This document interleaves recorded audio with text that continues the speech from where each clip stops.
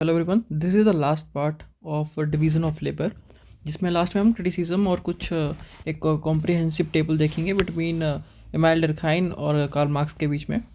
तो एक big picture के बारे में बात करेंगे। बेसिकली टॉपिक का नाम है कि ये हम क्या देख रहे हैं बेसिकली, मतलब कि हम काम क्यों बनाते हैं। बेसिकली ये हमारा मेन क्वेश्चन है कि हम काम क्यों बनाते हैं।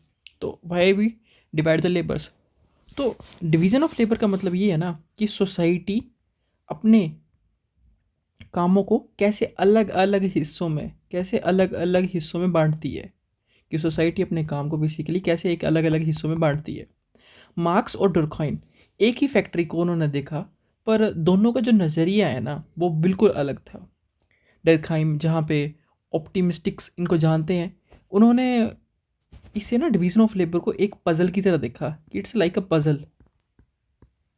एंड यहाँ पे ना हर एक जो पीस है ना वो अलग है, where every piece is different. पर जब ये सारे पीस एक दूसरे के साथ जुड़ जाते हैं ना, तब ये एक पूरी पिक्चर बना के देते हैं हमें। और ये जब ये पूरी पिक्चर बना के देते हैं, इससे सोशोलॉजी पैदा होती है। ये डर्खाइम मानते हैं, इमाइल डर्खाइम मानते हैं। लेकिन कार्ल मार्क्स क्या बोलते हैं? कार्ल मार्क्स क्या बोलते हैं? लेकिन मार्क्स को ना हम क्रिटिक्स के तौर पे जानते हैं यहाँ पे। मार्क्स बोलते हैं ना, उन्होंने उन्होंने कहा कि बेसिकली जो डिवीज़न ऑफ लेबर है ना, ये एक सीढ़ी की तरह है। बोलते ये एक लैडर की तरह, इट्स लाइक ए लैडर। जहाँ पे जहाँ पे जो सबसे ऊपर जो लोग बैठे हैं ना, सबसे ऊपर जो लोग बैठे हैं ना, ये नीचे वाले लोगों को ज़बरदस्ती काम करवाते हैं। ये ऊपर वाले लोग नीचे वाले लोगों से ज़बरदस्ती काम करवाते हैं, और सारी जितनी भी वेल्थ है वो खुद रख लेते हैं बेसिकली ये ऊपर वाले लोग जो होते हैं। इससे क्या होता है? इससे समाज में आता है कॉन्फ्लिक्ट। तो इससे कॉन्फ्लिक्ट पैदा होता है समाज में। अब ना एक डिटेल कॉम्प्रिहेंसिव टेबल देख लेते हैं इमाइल डर्खाइन के बीच में और कार्ल मार्क्स के बीच में। इमाइल डर्खाइन जो है वो फंक्शनलिस्ट है बेसिकली, और कार्ल मार्क्स जो है वो कॉन्फ्लिक्ट थ्योरी के लिए प्रसिद्ध हैं। तो अब मेन बात करेंगे कि क्या कारण रहे, what are the main reasons. तो इमाइल डर्खाइन के अकॉर्डिंग पॉपुलेशन और मोरल डेंसिटी का बढ़ना डिवीज़न ऑफ लेबर पैदा करता है।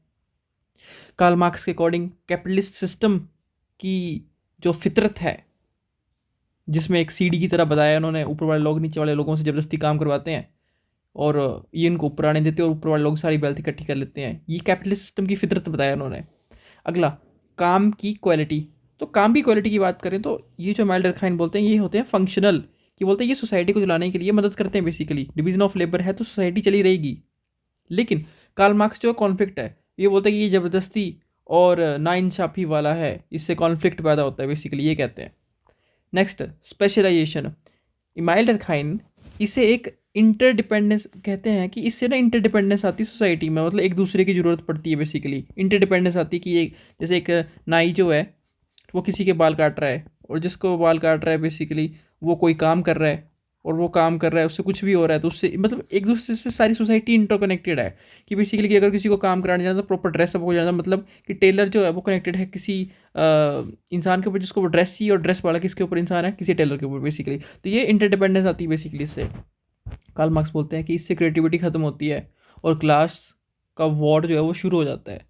अच्छा, क्रिएटिविटी का रोल देख लेते हैं। तो क्रिएटिविटी का रोल जो है माइल्डर खाइन के बोलते हैं कि ये स्पेशलाइजेशन की एक ज़रूरत हिस्सा है, स्पेशलाइजेशन का एक ज़रूरी हिस्सा है बेसिकली। और ये बोलता है कि कार्ल मार्क्स बोलता है कि ये सिस्टम इसे वर्कर से छीन लेता है, सिस्टम इसे वर्कर से छीन लेता है बेसिकली, है ना। आउटकम क्या है? आउटकम ये आता है कि सोसाइटी जो है वो जुड़ती है, माइल्डर खाइन कहते हैं, और सब मिलके काम करते हैं।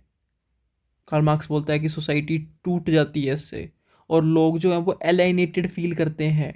सॉल्यूशन क्या बताया? बोला रिफॉर्म करो। इमाइल डायरेक्शन बोलता है रिफॉर्म करो, नए रूल्स बनाओ और यूनियंस बनाओ बेसिकली। कार्ल मार्क्स बोलता है छोड़ो रूल्स, रेवोल्यूशन रेवोल्यूशन करो सीधा ठा करके, पूरे सिस्टम को उखाड़ फेंको। अब ना एक छोटा सा कंसेप्ट आता है जिसमें एलाइनेशन और एनोमी एनोमी वाला कंसेप्ट हमने देखा था कि माइल्डर खाइन जो है वो इसने दिया था, और एलाइनेशन का कंसेप्ट ये जो है ये अपना कार्ल मार्क्स ने दिया था बेसिकली। तो दोनों थिंकर में अच्छा ठीक है, तो दोनों थिंकर ने माना कि मॉडर्न लाइफ जो है में जो लोग हैं वो दोनों डिस्कनेक्टेड है। माइल्डर खाइन भी ये बोल रहे हैं, और आपके मार्क्स भी ये बोल रहे हैं कि इस लाइफ में बेसिकली लोग जो डिस्कनेक्टेड फील कर रहे हैं एंड करते हैं, पर वैसे अलग थी। पर वजह कुछ अलग थी। मार्क्सिस्ट एलाइनेशन, मार्क्सिस्ट एलाइनेशन बोलते हैं कि, तो सबसे पहले ना मार्क्स एलाइनेशन की बात करेंगे। तो अजनबीपन, डेफिनेशन बोलते हैं मार्क्स में कि ये आपके काम मतलब आपके वर्क या आपकी क्रिएटिविटी को और ये आपके कल्चर को, मतलब सिंपल याद, वर्क, क्रिएटिविटी और कल्चर, WCCC से अजनबी या कट कटा रहना, इसको उन्होंने बोला कि दिस इज कॉल्ड एलिनेशन। कारण क्या बताया? कारण ये बताया कि आपके पास काम करने वाले औजार यानी मीन्स ऑफ प्रोडक्शन नहीं है, और आपकी जो मेहनत है ना एक सस्ती बैटरी की तरह बेची जा रही है। Means person are selling in to the market for capital, वो पैसा कमाने के लिए बेसिकली अपनी जो मजदूरपन है उसको बेच रहे हैं बेसिकली। और बोला फीलिंग, तो आप अपनी क्रिएटिव लाइफ पे पूरा कंट्रोल खो देते हैं इसमें, एंड आप एक ऐसे इंसान के बजाय सिर्फ एक चीज़ बन के रह जाते हो। डरखाइम ने अनोमी के कंसेप्ट देते हुए कहा कि एक ऐसी हालत है जहाँ कोई सिर्फ रूल्स या मॉरल स्टैंडर्ड नहीं होते। ये उन्होंने अनोमी का कंसेप्ट दिया कि एक ऐसी हालत जहाँ रूल्स और मॉरल स्टैंडर्ड्स नहीं होते। इसका मेन कारण है कि सोसाइटी में इतनी तेज़ी से बदलाव हो रहे हैं कि पुराने जो मॉरल रूल्स हैं वो टूट गए हैं। मतलब कि पुराने रूल्स जो हैं वो अनइफेक्टिव रह गए हैं अभी पे, और नए रूल्स अभी बने नहीं हैं, जिससे समाज में कॉन्फ्लिक्ट आ रहा है बेसिकली। फीलिंग ये है लोगों के बीच में कि आप भटका हुआ फील करते हो, क्योंकि सोसाइटी में आपको ये नहीं बता रहे हैं कि क्या सही है और क्या गलत है, क्या सही है और क्या गलत है। इससे आप भटका हुआ फील करते हो बेसिकली। इमाइल डरखाइन की बुराइयाँ, कॉन्फ्लिक्ट देखेंगे। तो इमाइल डरखाइन का ना काफ़ी क्रिटिसिज्म हुआ, क्योंकि उन्होंने पावर और दूसरा इमोशन, इनके बीच की ना सच्चाई जो थी ना, इसको उन्होंने इग्नोर किया। क्योंकि उन्होंने पावर और इमोशन के बीच की सच्चाई को इग्नोर किया। ह्यूमन इमोशन, मायो कहते हैं कि उन्होंने लोगों को सिर्फ लॉजिकल मशीन समझा। उन उनके ज़बरदस्ती उनके जज्बात मतलब इमोशंस, बेसिकली उनको एक इग्नोर किया। तो इमाइल डरखाइन जो ह्यूमन इमोशन की बात करते हैं मायो, उन्होंने कहा कि इमाइल डरखाइन ने लोगों को एक लॉजिकल मशीन समझा, बल्कि उनके ना इमोशन को उन्होंने इग्नोर ही कर दिया। दूसरा, मार्केट ट्रैप की थ्योरी देते हुए विल्किंसी बोलते हैं कि लोग जो होते हैं ना वो जो लोग होते हैं ना वो सोसाइटी से नहीं जुड़े हैं,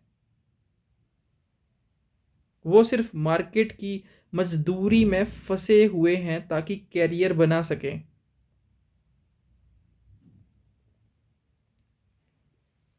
गैलेट कैटेगराइजेशन, कैल्के कैल्के ने ही गेव द कंसेप्ट ऑफ गैलेट कैटेगराइजेशन।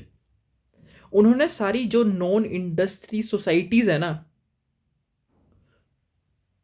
उनको एक ही हिस्सा मान लिया, जो कि गलत है। इमाइल डरखाइन ने सारी नॉन इंडस्ट्रियल सोसाइटीज को एक ही हिस्सा मान लिया, विच इज रॉन्ग। सरकारी पावर, फ्रेडसन फ्रेडसन कहते हैं कि उन्होंने इग्नोर किया है कि गवर्नमेंट लॉज की जरिए ज़बरदस्ती काम जो है वो बंटवाती है। तो बेसिकली उन्होंने इग्नोर किया कि जो गवर्नमेंट है ना वो लॉज के जरिए, जो कानून है उनके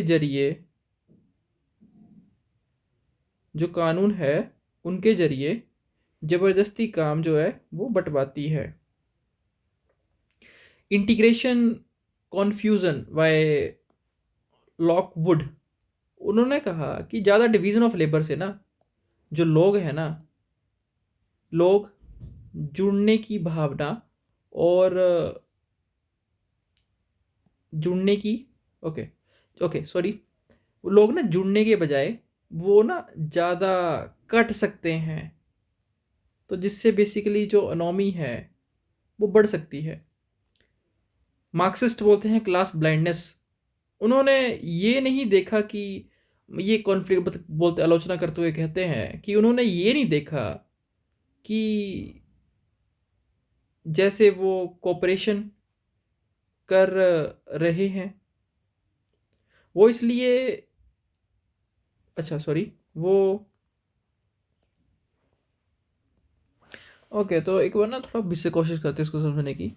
जो क्लास ब्लाइंडनेस का कंसेप्ट जो कि मार्क्सिस्ट आइडियाज़ ने दिया, जो मार्क्सिस्ट लोग जिनको नहीं मार्क्सिस्ट बोलते हैं बेसिकली, उन्होंने ये नहीं, उन्होंने क्रिटिसाइज करते हुए इबाइल डरखाइन को कहा कि उन्होंने ये नहीं देखा कि जैसे वो कोऑपरेशन कर रहे हैं वो असलियत में क्लास के दूसरी क्लास की पे जुल्म है।